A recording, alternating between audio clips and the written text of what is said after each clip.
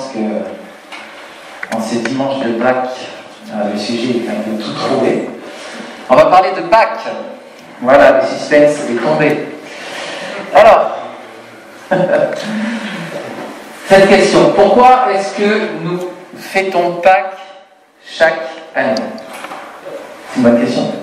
Pourquoi est-ce qu'on fête Pâques chaque année? Alors, à mes yeux, c'est mon avis personnel, Pâques, c'est la fête qui célèbre l'événement le plus important de toute l'histoire humaine. Pâques, c'est la fête qui célèbre l'événement le plus important de l'histoire humaine, qui est décrit dans le livre, à mes yeux, le plus important qui est écrit dans l'histoire humaine, et qui concerne la personne, à mes yeux, la plus importante de l'histoire humaine. Pâques, c'est le jour où on célèbre la résurrection de Jésus-Christ telle qu'elle est décrite dans nos Bibles. Et alors que je dis ça, traditionnellement, on fête Pâques toute la semaine qui précède le dimanche et le lundi Pâques. Et on appelle cette semaine, je trouve que l'Église catholique a une belle expression pour cette semaine, c'est la Sainte Semaine. La Semaine Sainte. Et ça, c'est intéressant comme expression. Cette semaine, en fait, elle est tellement importante qu'à peu près un tiers des évangiles sont consacrés à cette semaine. Quand on lit les évangiles, en fait, il y a une concentration sur cette semaine. Pourquoi est-ce qu'on fête traditionnellement depuis des siècles et des siècles la fête de Pâques? C'est une bonne question parce que précisément dans l'Écriture, il n'y a pas de descriptif précis de il faut fêter la fête de Pâques chrétienne, on va dire, dans le Nouveau Testament. C'est pas exactement écrit. Il n'y a pas non plus d'ailleurs de prescription de fêter la résurrection de Jésus une fois par an de manière particulière. Et en quelque sorte, chaque dimanche, nous fêtons la fête de Pâques. Chaque dimanche, nous proclamons la résurrection de Jésus. Et donc, Pâques, c'est un peu une fête perpétuelle. Mais malgré ça, il y a quand même eu, depuis des siècles et des siècles, cette habitude, en tout cas dans la grande Église, de fêter Pâques de manière régulière. Pourquoi? Eh bien, parce que précisément, la fête de Pâques, c'est la fête qui retrace toute la dernière semaine de la vie de Jésus avant d'être crucifié, la semaine de la Passion.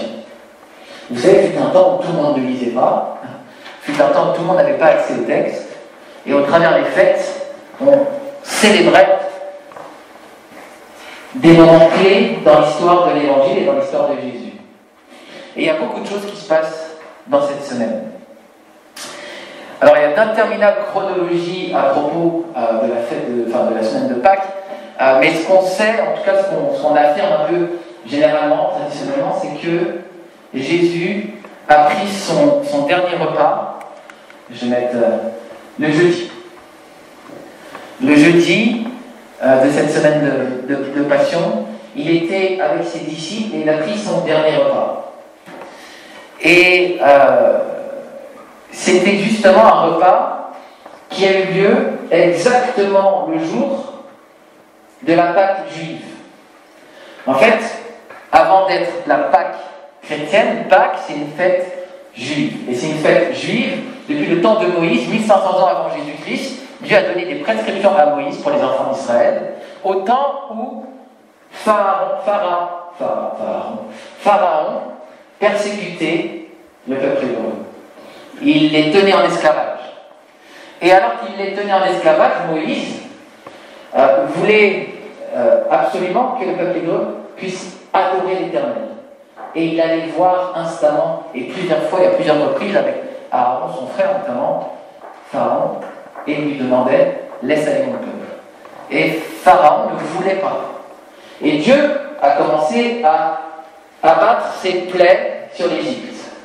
Et la 10e et dernière plaie d'Égypte, vous avez entendu parler de cette histoire, c'est la mort des premiers-nés dans le pays. Dieu dit qu'il allait frapper le peuple hébreu et que tous les premiers-nés, parmi les hommes et parmi le bétail, allaient mourir. À moins que Pharaon se repente de son attitude et laisse aller le peuple. Mais Pharaon s'est enorgueilli encore plus. Et Dieu a vraiment frappé l'Égypte. Et tous les premiers-nés du peuple, tous les enfants et tous les premiers-nés du bétail sont morts. Sauf les enfants des Israélites qui avaient respecté la consigne de l'Éternel. Et les consignes de l'Éternel, c'était lié à ce repas. Il fallait prendre un agneau sans défaut, le tuer et le manger en famille. Je vais juste lire le passage dans Exode 12.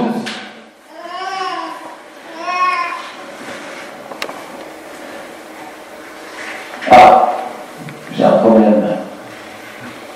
Mais c'est pas grave, j'ai une Bible. Parlez à toute l'assemblée d'Israël et dites, le 10e jour de ce mois, on prendra un agneau pour chaque famille, un agneau pour chaque maison. Vous y êtes? Ce sera un agneau sans défaut, mâle, âgé d'1 an. Vous pourrez prendre un agneau ou un chevreau, vous le garderez jusqu'au 14e jour de ce mois, et toute l'assemblée d'Israël l'immolera entre les 2 soirs. On prendra de son sang et on en mettra sur les 2 poteaux et sur le linteau de la porte des maisons où on le mangera. Alors, il y a 2 aspects dans ce repas qui sont importants, que j'aimerais éclairer. Le premier aspect de ce repas, c'est un aspect familial. C'est un agneau par famille. Un agneau par famille. Et c'est très important peut-être pour nous de nous rappeler ça. Est-ce qu'aujourd'hui, alors que nous fêtons Pâques, nous sommes dans une conception familiale de la chose? Est-ce qu'on pense en fait à être ensemble? Est-ce qu'on pense à être en famille? Est-ce qu'on pense réellement les choses comme ça? Alors peut-être que vous êtes seul ou que vous vous sentez seul. Ça c'est possible. Mais ça doit changer. À l'époque où on fêtait la Pâque juive, on pouvait manger en famille, mais on pouvait manger aussi avec ses voisins. Et on s'invitait. Et vous avez des voisins. Alors je sais que le confinement, c'est pas simple. Mais quand même. Mais ça doit encore changer. Vous savez, quand Jésus fête la Pâque, il prend ce repas avec ses disciples, qu'est-ce qu'il est en train de faire?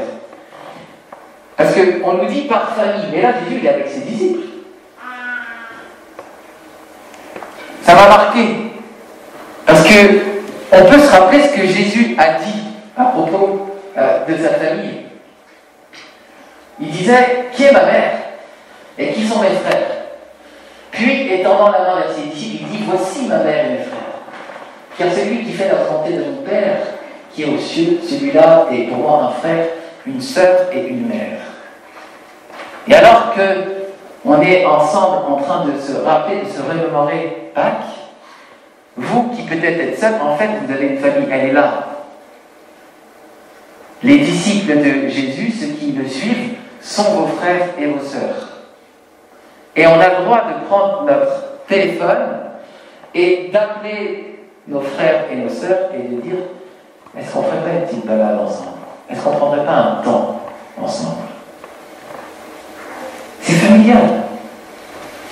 C'est un aspect que j'aime beaucoup dans la Pâque.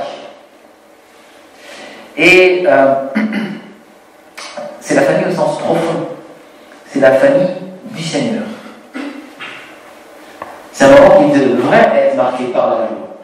Alors je sais que nous, qui sommes évangéliques, on aime bien dire, ça c'est pas dans la Bible, donc il ne faut pas le faire. Et je comprends ça. Mais moi, je vous encourage à continuer à donner des chocolats aux enfants à Pâques, même si c'est pas dans la Bible. Parce qu'en fait, c'est un moment familial, et en faisant ces petites choses, en fait, on marque ce jour, et on commence à semer une petite graine qui dit, c'est un jour de joie, il y a quelque chose d'important qui se passe aujourd'hui. Et puisqu'on est attaché à l'Écriture, on va leur parler de Jésus, et on va leur parler de la résurrection. Et je pense vraiment qu'aujourd'hui, ce soir, peut-être, les parents, vous pouvez décider de manger en famille, mais aussi de lire à vos enfants le récit de la Pâque juive ou chrétienne, en tout cas de ce jour où Jésus a pris le repas. C'est une bonne manière d'introduire l'Évangile dans la joie, au milieu de la famille. Deuxième aspect que j'aime bien dans ce repas, c'est la question de la délivrance. Hein, vous savez ce que je vous disais, Dieu avait frappé l'Égypte, mais ceux qui avaient mis à mort l'agneau ou le chevreau et qui avaient pris de son sang et qui avaient badigeonné le linteau les poteaux des portes et le linteau, lorsque Dieu passe pour frapper l'Égypte, il voit le sang et le sang est un signe. Et ce signe est suffisant pour que Dieu dise « Je ne tue pas les premiers-nés dans cette maison ». Ils sont couverts par ce sang et Dieu passe outre. Il passe par-dessus. Il épargne. Et c'est ce que veut dire le mot Pâques. Pâques, ça veut dire passer outre, passer par-dessus, épargner. Je crois d'ailleurs en anglais on dit ça, Passover. Passover. Ça vient de là. Donc péchard en hébreu, c'est ça que ça veut dire. C'est magnifique. Et c'est très intéressant parce que dans le Nouveau Testament, Jésus est appelé l'agneau de Dieu qui ôte le péché du monde dans Jean 1, 29 et dans Jean 1, 36. Et on voit aussi dans le Corinthiens que Jésus est appelé notre Père. C'est lui l'agneau. Et lorsqu'il verse son sang à la croix, nous sommes, nous, couverts face au châtiment de Dieu. Parce que Dieu va juger le monde. Il va y avoir un temps où le monde sera jugé. Et où les anges de Dieu, c'est ce qui est écrit dans Matthieu 25, ils vont séparer les boucs des brebis. Ceux qui suivent le Seigneur et ceux qui ne le suivent pas. Et ceux qui ne le suivent pas seront jetés dans la géhenne. On n'a plus trop l'habitude de prêcher par l'enfer, mais Jésus n'avait pas peur de parler du feu, où les choses allaient être mises et dans lesquelles les gens auront des pleurs et des grincements de dents, des regrets. Et ce qui est fou, c'est que Dieu a déjà tout fait, tout préparé, tout donné pour qu'on ne soit pas là. Il a donné son Fils en sacrifice pour nous. Son sang a coulé, il nous couvre. Dieu peut passer outre si nous sommes couverts par le sang de Jésus. Et donc Jésus prend ce repas et je ne vais pas lire tout le passage, ça va être long. Il prend ce repas, il est écrit au verset 26, pendant qu'il mangeait, Jésus prit du pain, écoutez plutôt que regardez, et après avoir rendu grâce, il le rompit et donna aux disciples en disant, prenez, mangez, ceci est mon corps. Il prit ensuite une coupe et après avoir rendu grâce, il la leur donna en disant, buvez-en tous, ceci est mon sang, le sang de l'alliance qui est répandu pour plusieurs, pour la rémission des péchés. Je vous le dis, je ne boirai plus désormais de ce fruit de la vie jusqu'au jour où j'en boirai de nouveau avec vous dans le royaume de Dieu. En parlant du pain et du vin comme son corps et son sang, Jésus est en train de dire, voilà, aujourd'hui, je vous prépare par ce repas à ma mort qui arrive demain. Et alors que vous allez voir mon sang couler et que vous allez voir mon corps brisé, en réalité, tout ceci faisait partie du plan de Dieu. Plus que ça, c'est le sang de l'alliance. Une alliance, c'est un contrat. Un contrat entre Dieu et nous. Et Dieu a toujours établi des alliances avec les hommes. Depuis Adam, en passant par Abraham, Noé même avant, Abraham et les fils d'Abraham, Isaac, Jacob, avec chacun, avec David, Salomon, il a passé une alliance. Et il a renouvelé son alliance. Et il y a une grande alliance qui est l'alliance que Dieu a passée avec Moïse. Et Moïse a dû sacrifier les animaux et répandre le sang sur le peuple en mémoire de ce jour de la Pâque juive où Dieu avait épargné le peuple juif. Et il y avait des sacrifices rituels d'animaux qui étaient faits dans l'Ancien Testament par les Juifs. Eh bien, le jour où Jésus est mort, c'était la fin des sacrifices d'animaux. Parce que le Fils, lui, il a scellé une nouvelle alliance par son sang. Une alliance perpétuelle. On n'a plus besoin de sacrifice parce que Jésus est le sacrifice ultime. Par son sang, il scelle un contrat entre nous et Dieu. Et Dieu dit, je vous aimerai et je vous protégerai aujourd'hui et vous entrez dans la vie éternelle. Et nous nous engageons, nous, à avoir une vie intime et une relation d'amour, de service à son image. Par son sang, nous sommes sauvés. Et il symbolise ces choses par le pain et le vin. Et lorsque nous prenons le pain et le vin, la scène, c'est de ça dont nous nous rappelons. Et c'est pour ça qu'il ne faut pas le faire à la légère.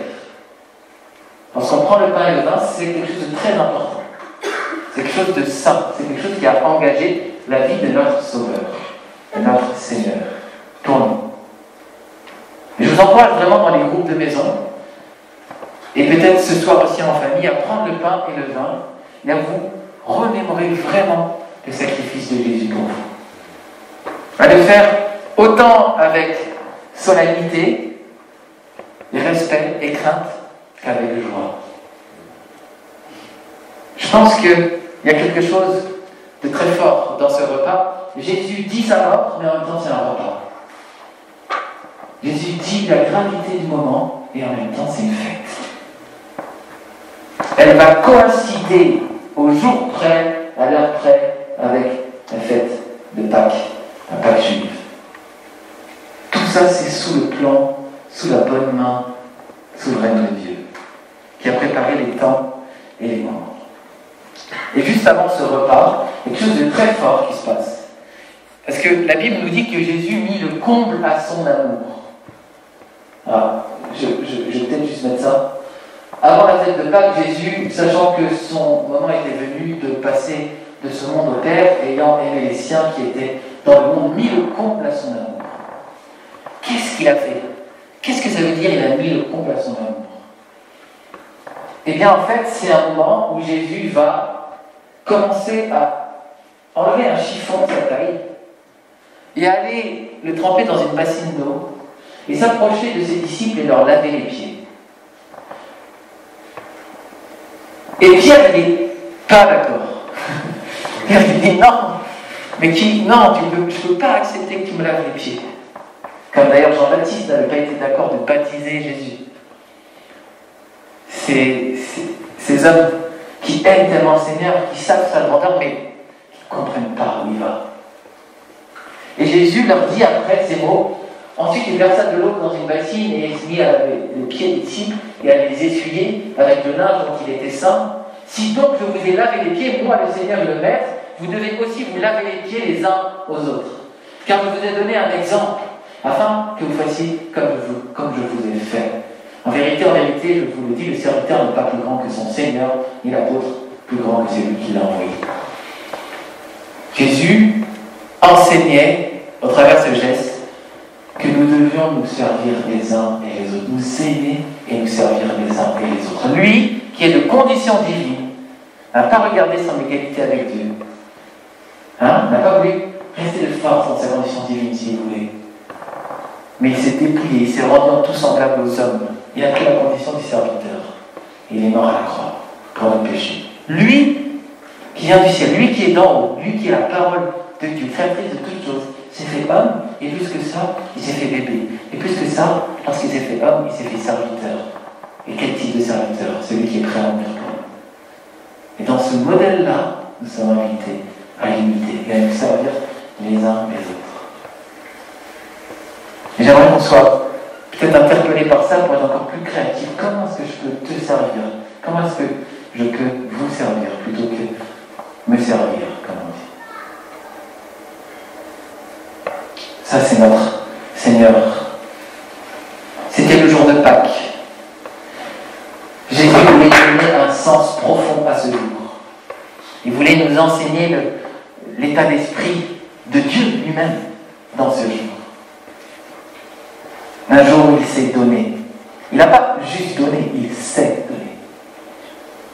Et ça, c'est la vie chrétienne. C'est l'inverse de l'évangile de la prospérité qui qui dit que Dieu est là pour ton succès. L'évangile de Jésus-Christ dit, je vous demande d'être là les uns pour les autres. Dans les peines, dans les jours. Pas pour vous, mais pour les uns les autres. Amen. Amen. Alors, après ce temps du jeudi, vient la mise en croix de Jésus. Ça se passe le jour de la préparation, dit les 4 évangiles. Il va vivre évidemment des souffrances très fortes. Il y a juste 3 choses que je trouve importantes sur lesquelles je veux éclairer un petit peu, dire 2-3 choses. La première chose, c'est qu'il est silencieux face aux accusations de notre Jésus, notre Seigneur. Dans Matthieu 26, 12-14, il est écrit, mais il ne répondit rien aux accusations des principaux sacrificateurs et des anciens. Alors Pilate lui dit, n'entends-tu pas de combien de choses il t'accuse? Et Jésus ne lui donna de réponse sur aucune parole, ce qui étonna beaucoup le gouverneur. Imaginez-vous, des hommes viennent et vous attrapent de force et vous envoient au tribunal sur la base de fausses accusations. Tout ce qu'ils disent est faux. Est-ce que vous allez rester muet? Muette. Est-ce que vous allez vous taire? Est-ce que vous allez vous défendre? Là, Jésus, il n'a rien dit. Pourquoi est-ce qu'il n'a rien dit? Parce que c'était sa mission de mourir pour nous. Pourquoi est-ce qu'il n'a rien dit? Là, tout avait déjà été prophétisé 8 siècles avant par le prophète Ésaïe. Le prophète Ésaïe, il dit 8 siècles avant la venue de Jésus, c'est quelques mots. Nous étions tous errants comme des brebis, chacun suivait sa propre voie, et l'Éternel a fait retomber sur lui l'iniquité de nous tous. Il a été maltraité et opprimé, la peau vers la bouche, semblable à un agneau qu'on mène à la boucherie, une brebis muette devant ceux qui la tondent, la peau vers la bouche. Il a été enlevé par l'angoisse et le châtiment. Et parmi ceux de sa génération, qui a cru qu'il était retranché de la terre des vivants et frappé pour le péché de mon peuple, les péchés de mon peuple. Une brebis muette. Il n'a point ouvert la bouche. Tout était dit. Et qui a cru? Personne n'a compris. Mais tout était déjà dit. Les gens qui l'ont accusé et mis en croix, c'était les experts de ces textes, de la loi et des prophètes. Ils n'ont pas vu qu'ils étaient en train d'accomplir par leurs iniquités, leurs mensonges et leurs calomnies, exactement ce que leur texte annonçait au sujet du Messie. Il n'a pas ouvert la bouche. Et j'imagine que Jésus, au moment où il est accusé, connaît ce texte d'Ésaïe, sait qu'il faut qu'il se taise. Il sait qu'il est le moment de se taire pour payer pour le péché du peuple. Et lorsqu'il est mis en croix, Jésus dit, Père, pardonne-leur, parce qu'ils ne savent pas ce qu'ils font. Et ça, c'est incroyable avec Jésus. Même les pharisiens qui sont là et qui crient et qui scandent, crucifie-le, le peuple entier est là, crucifie-le, pardonne-leur. Jésus voit leur cécité spirituelle, il voit qu'ils sont aveugles. Et il est capable de dire au Père, pardonne-leur. Pardonne-leur. Non seulement Jésus ne dit rien lorsqu'on l'accuse, mais il ne dit rien lorsqu'on le frappe. Il tressèrent une couronne d'épines qu'ils posèrent sur sa tête et ils mirent un roseau dans les mains, dans la main droite. Pour imaginer un sceptre. Puis s'agenouillant devant lui, il le raillait en disant « Salut, roi des Juifs !» Et il crachait contre lui, prenait le roseau, le frappait sur la tête. Après s'être ainsi moqué de lui, ils lui ôtèrent le manteau, lui remirent ses vêtements et l'emmenèrent pour le crucifier. Alors j'ai pas le temps, mais tout ce qui se passa aussi avait été prophétisé dans les psaumes, par David. Et là, lui, qui, à une seule parole, peut faire que des myriades d'anges viennent et tuent tous ces hommes, il subit les coups, il se tait. Et c'est pas juste triste. la preuve du grand amour de Dieu pour nous. C'est la preuve du grand amour de Dieu pour toi et moi. Et alors que le diable, dans la semaine, il vient et il te dit que Dieu ne t'aime plus, pense à ce que Jésus a subi pour toi. Voilà l'amour du Fils pour toi. Voilà l'amour de Dieu pour toi. S'il ne t'aimait pas, il n'aurait pas fait ça.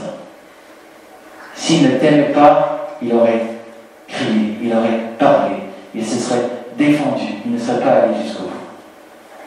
Et alors que le diable t'accuse et te dit, ça y est, ton péché est trop grand, ça y est, tu as fait n'importe quoi, Jésus dit, j'ai pris sur moi les coups et la colère, par amour pour toi. C'est un mensonge. Un mensonge. Le diable te dit qu'il ne t'aime plus, que Dieu ne t'aime plus, c'est un mensonge. Un terrible mensonge. Dieu a tant aimé le monde qu'il a donné son Fils unique, afin que quiconque croit en lui ne périsse point mais ait la vie éternelle. Il a tant aimé le monde. Vous croyez que l'amour de Dieu s'arrête comme ça, tout d'un coup, le premier péché que vous faites?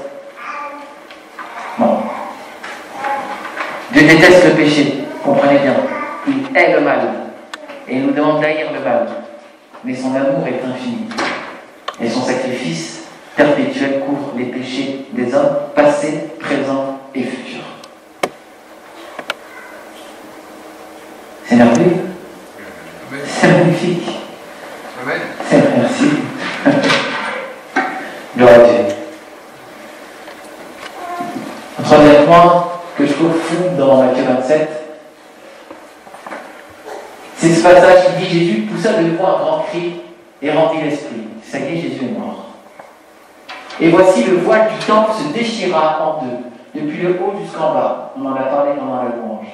La terre trembla, les rochers se fendirent, les sépulcres s'ouvrirent, et plusieurs corps des saints qui étaient morts ressuscitèrent. Étant sortis des sépulcres après la résurrection de Jésus, ils entrèrent dans la ville sainte et apparurent à un grand nombre de personnes. Waouh! Alors, ce qui m'a frappé dans ce passage, c'est un peu en contraste avec d'autres passages du Nouveau Testament. Vous savez, dans Romains, Paul il dit que nous sommes morts avec Christ dans sa mort et ressuscités avec lui dans sa résurrection. On fait qu'une seule plante avec lui dans sa mort et sa résurrection. Mais là, il y a une petite différence. Je pense qu'elle est symbolique, mais qu'elle est incroyable. C'est que quand Jésus meurt, les tombeaux s'ouvrent.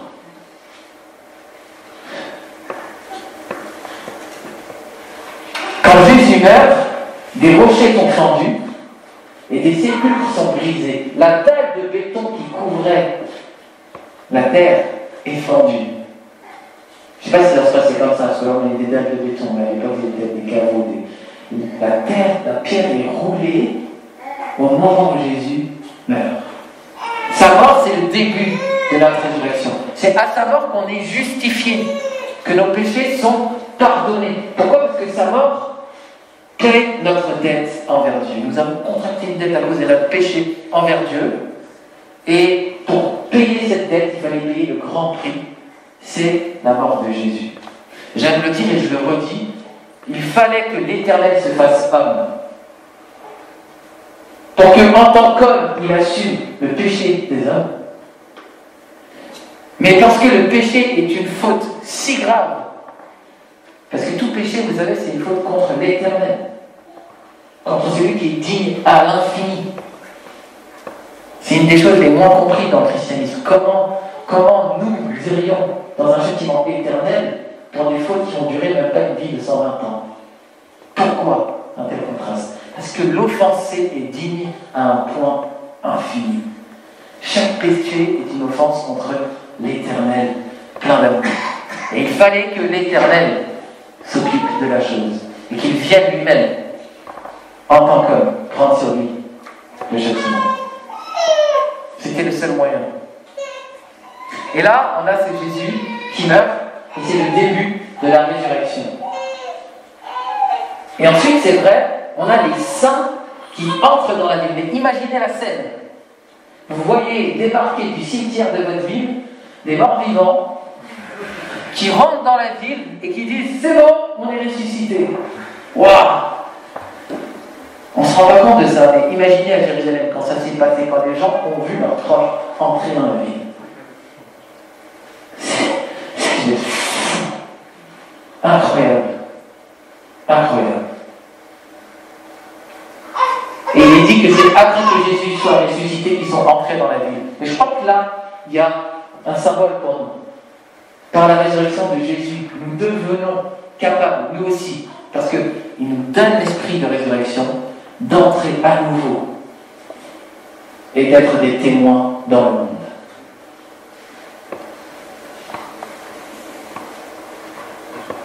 Le voile se déchire entièrement.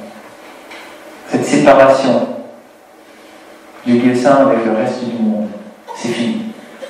On peut entrer dans cet endroit saint, le saint des saints. Extraordinaire.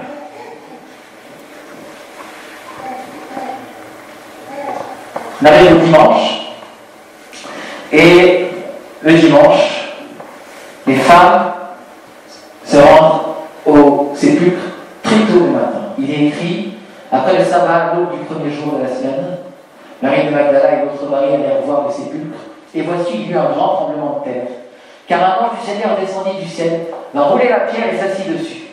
Son aspect était comme l'éclair, et son vêtement blanc comme la neige. Les gardes tremblèrent de peur et devinrent comme morts. Mais l'ange prit la parole et dit aux femmes, « Pour vous ne craignez point, car je sais que vous cherchez Jésus, qui a été crucifié. Il n'est pas ici, il est ressuscité, comme il l'avait dit. Venez, voyez le lieu où il était couché. Et allez promptement dire à ses disciples qu'il est ressuscité des morts. Et voici, il vous précède en Galilée. C'est là que vous le verrez. Voici, je vous l'ai dit. » Elles s'éloignèrent promptement du sépulcre avec crainte et avec une grande joie. Et elles coururent porter la nouvelle aux disciples. Et voici Jésus vint à leur rencontre et dit, « Je vous salue. » Elles s'approchèrent pour saisir ses pieds. Et elles se prosternèrent devant lui. Alors Jésus leur dit, « Ne craignez pas. Allez dire à mes frères qui se rendent en Galilée. C'est là qu'ils me verront. » Waouh. Waouh, waouh, waouh. Après 3 jours, au tombeau, Jésus est ressuscité des morts. Je répète. Après 3 jours au tombeau, Jésus est ressuscité des morts. Il est vivant. Il est vivant encore aujourd'hui, maintenant. Et il a dit qu'il sera avec nous chaque jour jusqu'à la fin du monde. Et là où 2 ou 3 se réunissent, il est au milieu d'eux. Il est vivant. Il est vivant aujourd'hui. Et non seulement il est vivant, mais il sait déjà ce qu'il va faire. Il dit à ses disciples, allez en Galilée, vous me verrez là-bas. Jésus nous précède déjà en toutes choses. Il est vivant et il a un plan. Et il met son plan en action. Et son plan, c'est l'annonce de cette bonne nouvelle à toutes les nations de la terre. Et il le fait avec et par ses disciples, qui sont les témoins du ressuscité. Et 2000 ans après, nous sommes le fruit de leur prédication. Tout ce que Jésus a dit s'est réalisé, et aujourd'hui, dans notre vie concrète, précise, à Lyon, on est le fruit de ça. C'est incroyable. On a des politiques qui, toutes les 2 semaines, nous disent quelque chose, ils n'arrivent pas à le tenir. Jésus, 2000 ans après, le programme est tenu. C'est extraordinaire. Alors, la promesse est la plus grande des nouvelles, c'est celle-ci. Si tu confesses de ta bouche le Seigneur Jésus, et si tu crois dans ton cœur que Dieu l'a ressuscité des morts, tu seras sauvé. Voilà le message de la Pâque. Pâques, c'est la résurrection de notre Seigneur. 3 jours après ce repas traditionnel, il ressuscite des morts et il nous promet la vie éternelle. Et oui, en effet, parce que si Jésus est mort pour nos péchés et nos dettes, alors la colère de Dieu, c'est plus grand. Ça y si Dieu n'est plus en colère contre nous parce que Jésus a pris la colère, alors on va pouvoir entrer dans sa présence. Aujourd'hui, demain, après-demain, et au retour du Christ, nous serons jugés, non pas innocents, mais coupables, pardonnés. Coupables, justifiés. Et on va se réjouir dans l'éternité avec le Seigneur. Et donc, on est sauvés en espérance, parce que nos corps ne sont pas encore glorifiés, que Jésus n'est pas encore venu, mais dès aujourd'hui, on se réjouit de l'évangile, de la bonne nouvelle. Gloire à Dieu, c'est magnifique. Alors notre réponse à Pâques, c'est quoi? C'est forcément la louange. Forcément la louange. Et c'est pour ceux et celles qui ne l'ont jamais fait, un grand oui, qui dit oui Seigneur, je crois que tu es mort pour moi. Je crois que quand tu étais au tombeau, c'était moi qui aurais dû y être. Oui Seigneur, c'est pour mon péché, je veux le reconnaître. Si tu crois que Dieu l'a resté dans ton cœur, si tu crois que Dieu l'a ressuscité des morts, si tu crois qu'il est ton sauveur, le Seigneur de ta vie, tu es déjà entré dans la vie éternelle.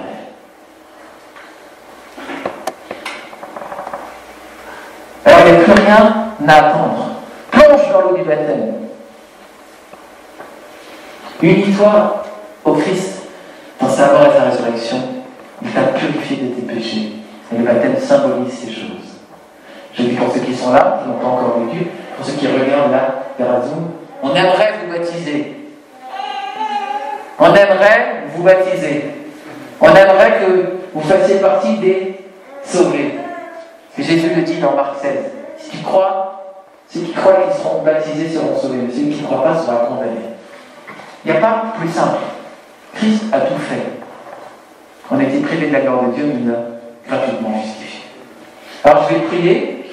J'aimerais qu'on prenne le dernier chant qu'on a eu. Peut-être si d'ailleurs une ou deux personnes ont envie aujourd'hui de donner leur vie à Jésus. Alors j'aime pas l'expression donner leur vie, mais plutôt répondre à son appel.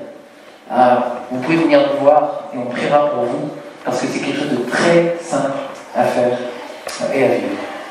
Ouais, Seigneur, on veut répondre maintenant par des cœurs pleins d'adoration, par une louange débordante. Tu es ressuscité et tu nous promets la vie éternelle. Tu es le médiateur, Seigneur. On prie maintenant vraiment d'entrer dans ta présence et que nos cœurs s'alignent avec cette grande nouvelle de la résurrection. Que nous ne soyons pas timides, mais que nous te disions merci de tout notre cœur, parce que tu en es vraiment digne. Vraiment digne. Tu es glorieux, Seigneur. Merci, Seigneur, de faire des miracles de résurrection aujourd'hui, psychologiques, physiques, qu'il y ait des guérisons dans les semaines, qu'on ait des témoignages de guérison, Seigneur. Entre aussi pour des repas pris en famille, pour des moments de vie, autour de ta parole, autour de la bonne nouvelle. Gloire à Dieu. Amen.